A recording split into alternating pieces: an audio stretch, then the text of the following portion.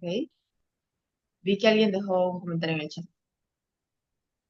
Buenos días para todos. Ok, Buenos días. yo creo que podemos ir empezando. Esto ya empezó a grabar. Está grabando, ¿verdad? Sí, está grabando.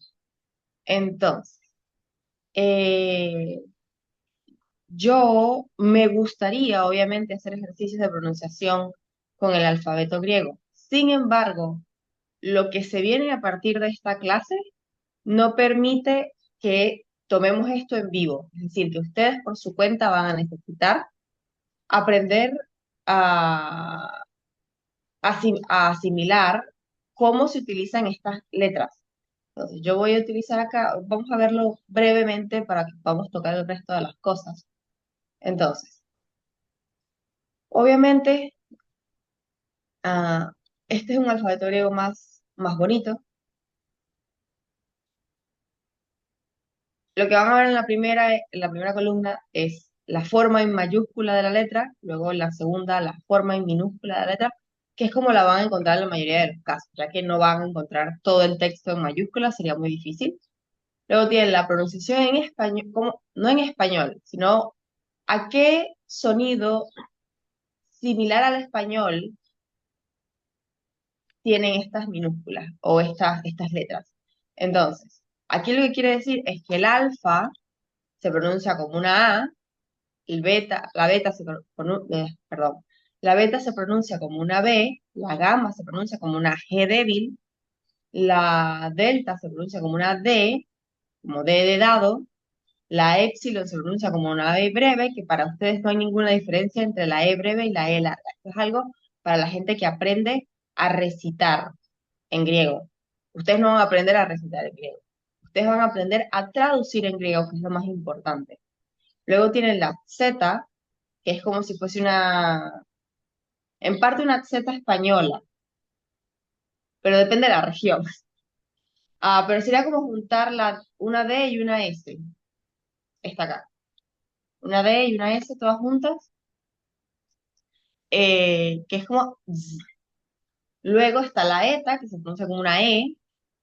Luego está la Z, que es esta de acá, que algunos la conocerán porque eh, han visto matemáticas, o recuerdan matemáticas del colegio. Luego está la iota, que se pronuncia como una I. La capa, que se pronuncia como una K, es decir, como una K o como una C, cuando no es E ni es I. O sea, como una capa, como una K. Luego tenemos la lambda, que se pronuncia como una L. Luego tenemos la mi, que se pronuncia como una M. Luego tenemos la ni, que se pronuncia como una N. Y así sucesivamente. A ver, el cursor. Ahora, esto que está acá también es para fines de pronunciación y para fines de ciertas cosas. Solamente esta que ven al principio es para fines de traducción. ¿Por qué digo que es para fines de traducción? Porque si ustedes encuentran una palabra como, ah, vamos a usar una de las palabras que tengo acá para los ejercicios, como fora, esta que está acá, esto es una ji, que es esta que está aquí, por lo tanto se pronuncia como una j. Luego tenemos una omega, luego tenemos una ro, que es como una r, y luego tenemos una a. Esto significa región, ¿ok? Ahora, eso significa región cuando se utiliza como sujeto. Esto es lo que vamos a ver más adelante en la clase de hoy. Pero esto, así como la palabra casa, cuando está en plural, se dice casas, con ese al final, hay una forma de esta palabra que tiene una sigma al final, que no es plural, pero es una forma de la palabra.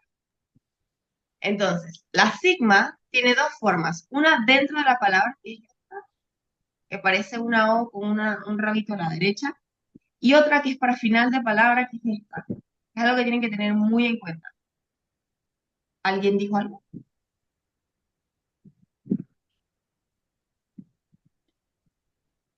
Ok, continúo.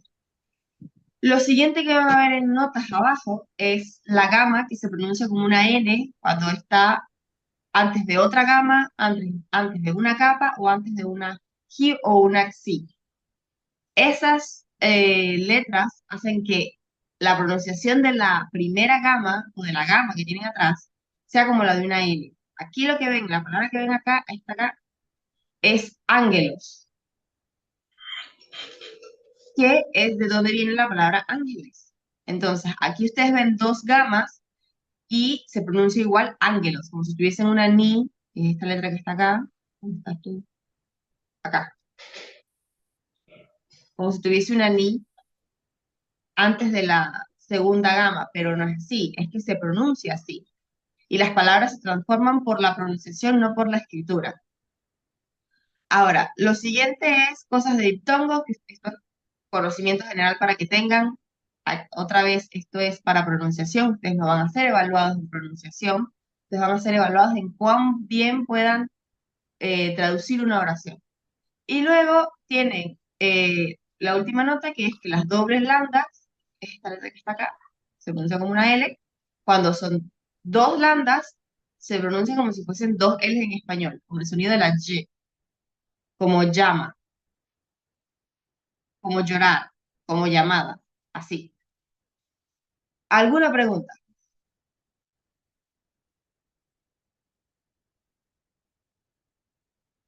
Si alguien está hablando y está en silencio, no puedo escucharlo. ¿Ok? Bueno, continuando. Ya vimos el alfabeto griego brevemente, es algo que se tienen que aprender ustedes y practicar por su cuenta. Otra vez, no los voy a... Esto no es para que aprendan a escribir casa, en una palabra española, como si fuese una palabra en griego. Así no funcionan los idiomas. Existen palabras en griego que utilizan estas letras. Ustedes no van a convertir palabras. Es como si tuviesen una palabra en inglés y resulta que el inglés tiene eh, un alfabeto diferente y quisieran utilizar ese alfabeto con palabras en español para hablar en inglés. Así no funciona. Hay palabras en griego que ustedes se van a ir aprendiendo y esto es para la pronunciación de esas palabras. No es para, bajo ninguna circunstancia, que agarren palabras en español y las conviertan a eh, al alfabeto griego. Eso puede ser, llegar a ser una práctica para, ¿cómo se dice? Puede llegar a ser una práctica para que sepa leer más fluido, pero no es lo que vamos a hacer en este curso. ¿Ok? Ah, Claro, profe, obviamente al ser esto un idioma, no puede ser ujú, transliterado porque el tal español es cual, otro idioma. tal cual. No puede ser con ningún otro idioma. Ujú. Por ejemplo, si ustedes estuviesen aprendiendo ruso, ustedes no van a aprender a escribir casa, que es una palabra en español, con las letras rusas. Ustedes aprenden la palabra en ruso para casa, que no me la sé porque no sé ruso, pero a eso es a lo que me refiero. Entonces, pasando a lo siguiente, nosotros tenemos que ver ahora las, ¿cómo decirlo? Las funciones que tienen los sustantivos y la mayoría de las palabras, porque la mayoría de las palabras son sustantivas, ah, tanto en español como en griego, para que lo puedan pasar de un lado al otro. Entonces, voy a poner esto más grande. Pero bueno, ¿qué es un sustantivo? Primero, son palabras que nombran entes estáticos en el mundo. Por ejemplo, casa, perro, humano, Juan, que es un nombre propio, paz, amor o guerra. Pueden ser objetos, animales, personas o conceptos. En griego, así como flexionamos los verbos, yo como, él come, nosotros comemos, flexionamos los sustantivos para saber qué papel cumplen dentro de la oración. Les explico esto.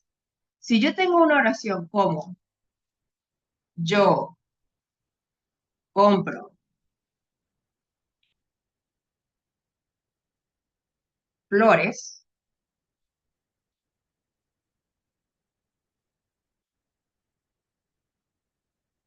En español, yo sé qué hace cada palabra por la posición que tiene. El sujeto suele estar siempre al principio, el verbo suele estar de segundo y el resto, que algunos llaman predicado nominal, pero se puede dividir en más formas, sería, aquí en este caso sería objeto directo, porque es lo comprado. Ya vamos a ver eso en la siguiente diapositiva. Nosotros, como decía, en español nosotros sabemos qué función cumple cada palabra por la posición que tiene dentro de la oración. Punto número uno. Ahora, punto número dos. Cuando hablo de flexión, ¿a qué me refiero? Me refiero a que si yo tengo un verbo como comprar y yo quiero decirlo en primera persona del singular, es decir, que el sujeto sea yo, del presente, es decir, que estemos en tiempo presente, que la acción que ocurre sea en el presente, yo digo compro. Ay, ya, esto es una M, compro. Primera persona del singular. Perfecto. La raíz del verbo es esta que está acá. Y la flexión del verbo es esta que está acá. Cuando yo quiero decirlo en segunda persona del singular, es decir, tú, que el sujeto de la acción sea tú, del presente, yo utilizo la misma raíz, pero en vez de poner la O al final, yo pongo una A y una S, porque es tú compras. Y pasa igual con el resto de las cosas. Tú pones para la tercera persona, es decir, él, ella o eso, tú dices, él compra, sin la S que está acá. Y cuando es primera persona del plural, es decir, que el sujeto somos nosotros decimos compramos, usamos la misma raíz, pero termina en amos. Y si yo quiero decir usted compra, utilizamos la A nada más al final. Y si quiero decir ellos compran, tenemos la A y la N al final. Eso es a lo que me refiero acá cuando dice flexionar una palabra. Ellos tienen una raíz y cambia el final dependiendo de cómo la quieras utilizar. En español, la única manera de flexionar que nosotros tenemos es en verbos para esto y singular y plural para sustantivos. Como por ejemplo, flor,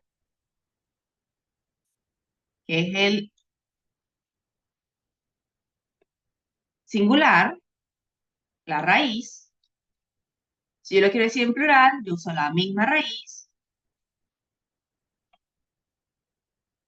pero le agrego un es al final, que en este caso me indica que la palabra es plural. Es decir, hay más de una flor nombrada en la oración. ¿Se entiende hasta ahí? Pregunto.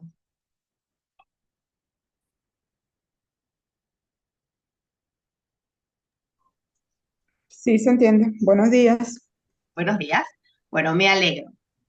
Ajá, Profesora, entonces, disculpe, ¿sí? ¿Se pudiera ajá. decir entonces que la flexión, de esa flexión que usted habla, la determina Ujú. el sujeto? Más o menos, si la raíz suele ser siempre la misma, ¿Cierto? ah, sí. Pero obviamente todas tienen como Sí. una regla, que es lo que vamos a ver en esta clase. Y vamos a ver sustantivos siendo Ok. flexionados, que para los sustantivos se llama declinar, así como para los verbos se llama conjugar, para los sustantivos se llama declinar. Y vamos a ver que como en el griego no depende, la función de las palabras en el griego no depende del lugar dentro de la oración en el que estén.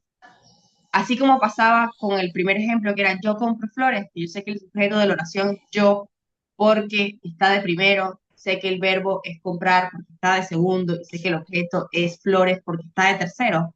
En griego no pasa eso. En griego hay más libertad en cuanto a la manera en que se colocan o se ponen la posición que adoptan las palabras. Pero si tenemos finales de palabras como este que está acá, eh, para decirnos qué es lo que está haciendo la palabra. Y lo que veo aquí es una oración en las que he marcado en español los sustantivos, esto es una oración sacada de la Biblia, la palabra para vida es Zoe. Y está ambas en nominativo, usando de sujeto o predicado nominal. Y ven que la raíz es esta que está acá, so, y esto va a ir cambiando en cuanto la vayamos a declinar, que va a ser uno de los ejercicios que vamos a hacer hoy. También otra palabra que tenemos es fos, que significa luz, que de ahí viene fósforo, y anthropon, que significa hombre. En este caso esta es su flexión, por así decirlo, su declinación, y aquí está su raíz. Y lo que aquí significa es, en él estaba la vida y la vida era la luz de los hombres. Entonces tenemos Zoe y auto, que es en él, más bien es él, esto es en él, vida, porque el verbo puede ser, ¿cómo se llama esto? Puede ser tácito, es decir, el verbo ser en griego a veces no aparece cuando encuentro una oración donde no hay ningún verbo, es porque es el verbo ser. Kai, que significa y, luego la vida, la luz y los hombres. Pero esto es como una manera para que lo vean los sustantivos utilizados dentro de oraciones. Pero no es lo que vamos a hacer para el ejercicio de esta semana. Lo que vamos a hacer para el ejercicio de esta semana es que ustedes se acostumbren a declinar palabras, declinar sustantivos. Es decir, que se acostumbren a convertir la palabra, como vimos casa, casas o flor, flores, lo puedan hacer ay, en todas sus formas, que son estos que están acá. Entonces, cuando hablamos de sustantivos y de que esos sustantivos se flexionan de singular a plural, como en el español, entonces tenemos flor, flores, pero también se flexionan para indicarnos qué es lo que están haciendo dentro de la oración. Y que para eso necesitamos aprendernos los, o por lo menos saber cuáles son los otros papeles, además de sujeto, que tienen los sustantivos dentro de una oración. Vamos a volver con la... Ah, no, aquí tengo, ¿cómo se esto? Tengo ejemplos. Nominativo. Nominativo es como se le llama al caso o la forma que tiene una palabra que se va a usar de sujeto o predicado nominal cuando usamos el verbo ser. En este caso, nominativo sería tanto María como maestra. Maestra. Ambas están a la misma altura y son unidas por el verbo ser, que une una cualidad con la otra. Une la cualidad de ser María con la cualidad de ser maestra. Entonces, aquí tenemos nuestro sujeto y aquí tenemos nuestro predicado nominal. Bien, cuando una palabra en griego está en nominativo, tiene la forma, si es, ¿cómo se llama esto? Dependiendo del grupo al que pertenezcan, porque así como nosotros clasificamos en español, casi todas las palabras que terminan en A son femeninas y casi todas las palabras que terminan en O son masculinas. Hay excepciones, por ejemplo, el caso de mano. Mano es una palabra femenina, pero termina en O.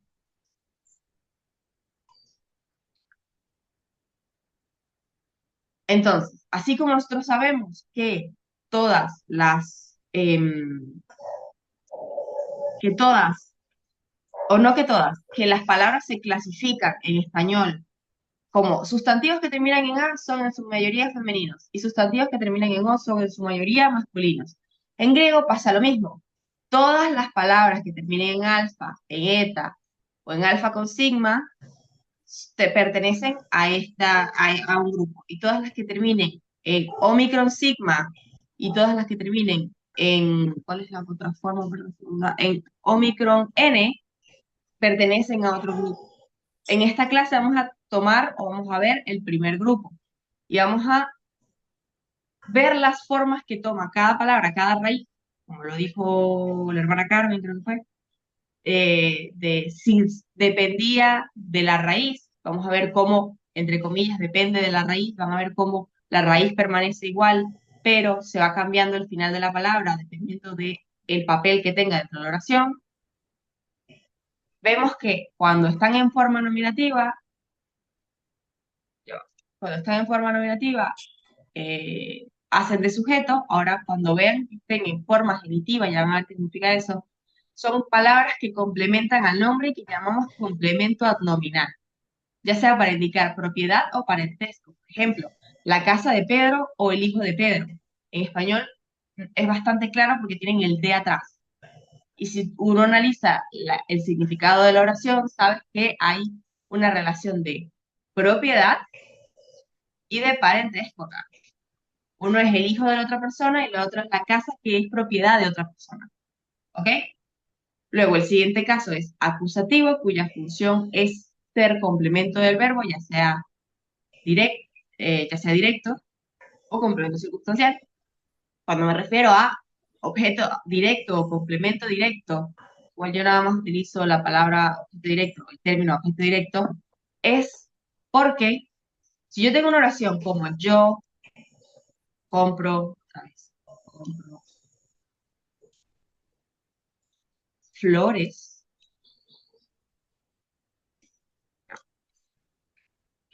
flores. ¿Cuál es el sujeto de la oración? Yo. Yo. Perfecto. Que es el que está ejerciendo la acción. La persona que compra soy yo y por lo tanto yo soy el sujeto. ¿Qué es lo comprado? Flores. Muy bien. Las flores en este caso se llaman objeto directo. Es el término, la palabra o el objeto que se ve perjudicado, por así decirlo, por el verbo. Lo comprado son las flores. Si si la oración fuese distinta y fuese yo leo libros, yo fuese el sujeto otra vez, pero lo perjudicado en este caso serían los libros, porque lo que estoy leyendo son los libros. Y eso es a lo que me refiero con objeto directo. Complementos circunstanciales se refieren a cuando tenemos una palabra como flores en este caso, pero eh, hay una preposición antes. Aquí, en el ejemplo de acá es Juan come mangos para objeto directo. Tenemos Juan el sujeto, come el verbo y mangos, lo que es comido, por lo tanto, objeto directo. Y luego, para complemento circunstancial, tenemos José es bueno en matemáticas. Esto hace, la existencia de esto nos dice que esto es un complemento circunstancial. ¿Qué quiere decir? Que nos habla de la circunstancia de la oración. Si digo, yo voy a comer en la casa, ese en la casa es un complemento circunstancial del lugar, porque me indica a mí dónde está ocurriendo el hecho. Si yo digo, yo me gradué en Mérida, también es del lugar, me está diciendo cuándo, o sea, dónde ocurrieron los hechos. Si yo pongo algo temporal, a ver, yo fui a México en enero, ese en enero, un complemento circunstancial, empieza cuando empieza en, termina cuando empieza enero, y juntos hacen un complemento circunstancial que me indica a mí cuándo sucedió esta acción. Para eso son los complementos circunstanciales, para indicarnos el contexto de la oración. Ahora, el siguiente caso es el dativo, cuya función es la de ser Profesora, complemento de... ¿Sí?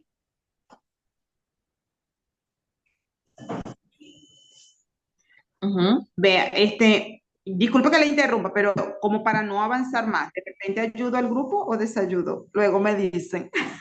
Ok. Pero fíjese, en mi caso, yo enseño, yo enseño a nivel básico el inglés. Ok, muy Ajá, bien. una de las fortalezas que tenemos con el inglés y el castellano es que se es equivalente, ¿verdad? Tenemos el alfabeto en español y lo tenemos en Ajá, inglés, se corresponde. ajá. Ajá.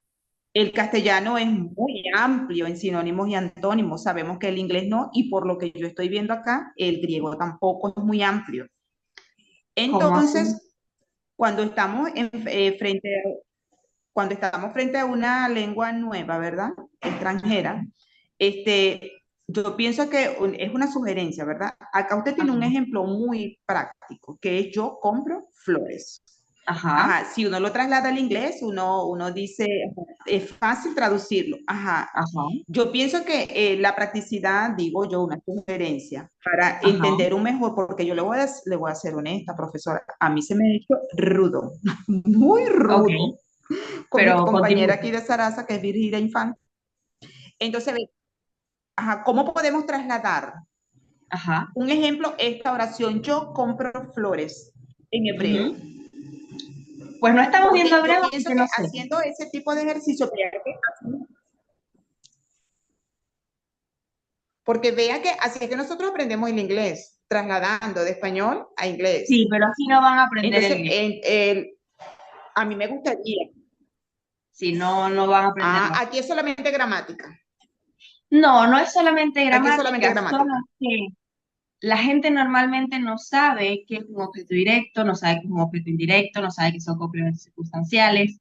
Así que si yo me meto 3 cafés y 2 Red Bulls para llegar al final sin antes ver esto, no voy a entender nada.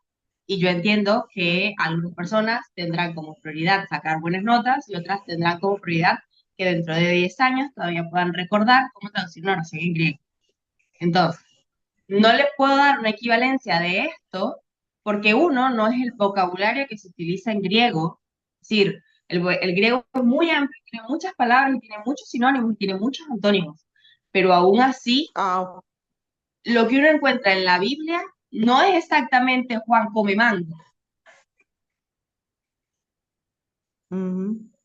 Dice, existe Juan Bueno, muchas gracias, ya y entiendo existe la comer, intención. pero no existen los mangos tampoco, porque son otros tiempos. Entonces, la manera en que se enseña el inglés, Ujú. que yo he dado clases de inglés, no es en la misma bajo ninguna circunstancia con la que se enseña el griego. Y yo entiendo que como cuando uno está acostumbrado a algo y entiende de una manera, es como más fácil. Pero esto es una lengua muerta. Y la lengua muerta se estudian así. Tristemente se estudian así. Sí, Ojalá yo hubiera podido aprender de otra manera. Entonces, vamos a terminar de ver las funciones que tienen las palabras dentro de la oración para que cuando yo les diga dativo, sepan a qué me refiero. Y cuando diga acusativo, sepan a qué me refiero. Porque si no saben objetos es correcto. y no saben dativos, genitivos, cuando pasemos a la tablita y a utilizar palabras de verdad y no a utilizarlas dentro de oraciones, no van a entender. Pero entonces, continuemos con... Quiero hacer una tenemos... pregunta. Ajá, sí. Quiero hacer una pregunta, profesora, por favor. Ujú, Ok. dígame. Entiendo que el complemento circunstancial, bien, no modifica la oración, pero sí explica la Ajá, acción que está ejecutando. Creo que es lo que entiendo allí. Ahora, pero mi sí. pregunta no era esa. Mi pregunta es, en el griego este complemento circunstancial va a cumplir la misma función. O sea, va a tener un rol Exactamente específico la misma también. función. Va a tener un rol específico, pues. Exactamente. Entonces, a ver, vamos a volver a la oración de atrás, que ahí hay un complemento circunstancial. Y déjenme borrar acá. Ya va. A veces se pega el mouse porque es inalámbrico. Ok. Entonces, si volvemos a la diapositiva anterior, van a ver, igual, en un momento nos van a sacar a todos. En 8 minutos nos van a sacar a todos y vamos a tener que volver a entrar. Ah, se pueden tomar 5 minutos después de eso. Entonces, ajá, esto que está acá podría ser considerado un complemento circunstancial. ¿Por qué? Porque esta palabra que es autos, que significa él, un pronombre, está en dativo acá, que es el caso que utilizamos para complementos circunstanciales o objetos indirectos. Y van a ver acá que tiene detrás, justo detrás, siempre va a estar detrás, tal cual en el español. Algo muy chiquito que se llama preposiciones, que en este caso es exactamente la misma, se pronuncia igual, es decir, y tenemos en auto, que significa en él. ¿Ok? Entonces, tenemos en auto, que es un complemento circunstancial que nos indica el origen. Así como funciona en el español, en él funciona en griego. Así que por eso pueden quedar tranquilos que es igual. Van a ver una preposición antes de la palabra y van a ver que la palabra está flexionada como dativa. ¿Ok? Que por eso es tan importante ver los casos y ver que existen complementos circunstanciales y ver que existen objetos directos y ver que existen sujetos, predicados, etc. Porque si no saben eso, no saben el resto, pues van a quedar muy flojos de allí. Terminando con esto, tenemos el dativo que se utiliza como objeto indirecto. Si yo tengo una oración como yo compro flores para mamá, ese para en español me indica que estamos hablando de un objeto indirecto. ¿Por qué? Porque la persona o el ente beneficiado por mi acción, que es comprar flores, es mamá. Y tiene el para antes, que es lo que nos indica que mamá está siendo beneficiada por la compra de las flores. Para eso se utilizan los dativos y eso es un objeto indirecto. Ahora, también son utilizados para complementos circunstanciales. En este caso tenemos una oración como voy a jugar con Pedro. Tenemos dos verbos, el verbo ir, el verbo jugar, y luego tenemos con Pedro que nos indica la compañía que vamos a tener. Otra vez, preposición antes del nombre, que es igual en griego, y luego nombre. Y esto es un complemento circunstancial. Ahora, ¿cómo se van a ver estas palabras? Cuando ya no sean palabras en español y ya no sean términos en español, obviamente, ni letras en español. ¿Cómo se van a ver? Lo vamos a ver en la siguiente diapositiva, pero ¿tienen alguna duda respecto a qué es un nominativo, qué es un genitivo, qué es un acusativo, qué es un dativo?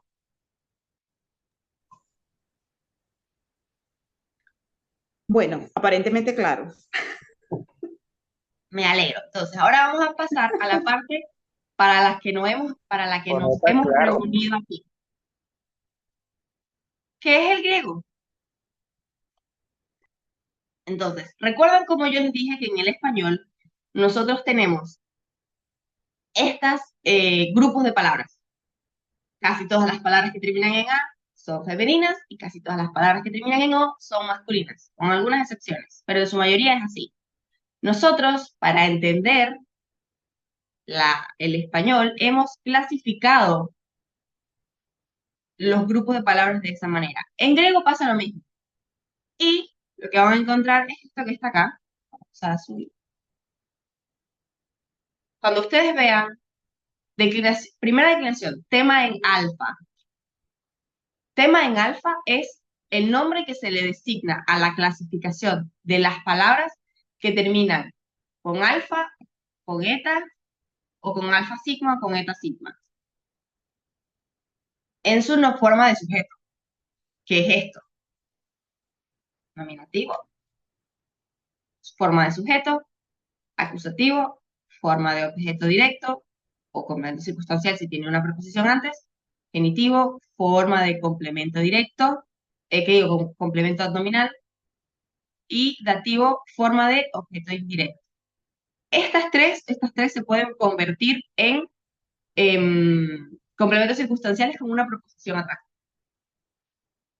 Y nosotros no decidimos cuándo y cuándo no, porque nosotros no estamos creando contenido, nosotros estamos analizando el contenido que ya se creó antes. Esa es la razón por la que nos enseña de la misma manera que podríamos aprender el ruso, el francés, el inglés, porque nosotros no vamos a crear contenido bajo ninguna circunstancia. constancia. Nosotros vamos a analizar contenido ya hecho.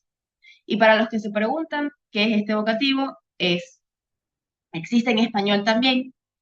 Cuando nosotros decimos, ven para aquí, Juan, ese Juan está siendo de vocativo. Vocativo significa llamar a alguien o llamado de atención, por así decirlo. Entonces, si en una oración en español yo tengo, ven aquí Juan, Juan está en vocativo o es un vocativo. En griego lo van a encontrar así también cuando alguien esté llamando a otra persona. ¿Ok? Igual es el caso, o sea, muy pocas veces se van a encontrar con vocativos y tienen la misma forma de los nominativos. ¿Ven? Así que casi que se lo tienen que aprender. Ah, pero bueno, eh, ajá. Ven esta tablita de aquí, se la tienen que memorizar. Yo les voy a dar palabras para que aprendamos a flexionarlas. Y no es solo es flexionarlas, es que cuando nosotros estemos en un texto como este que está aquí atrás, cuando nosotros tengamos un texto como este que está aquí atrás, nosotros sepamos qué está haciendo la palabra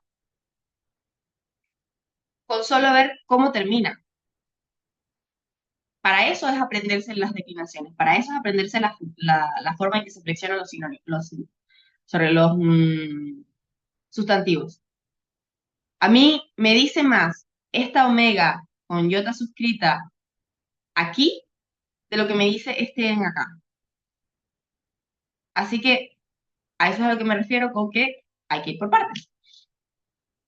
Entonces, hay que aprendernos esta tablita y yo ahorita, ahorita nos vamos a sacar, cuando volvamos, vamos a hacer ejercicios de cómo se declinan estas palabras, cómo se flexionan estas palabras para que eh, luego las vayan a ir reconociendo dentro de textos. Pero vamos a dejarlo hasta acá porque ya nos vamos a sacar.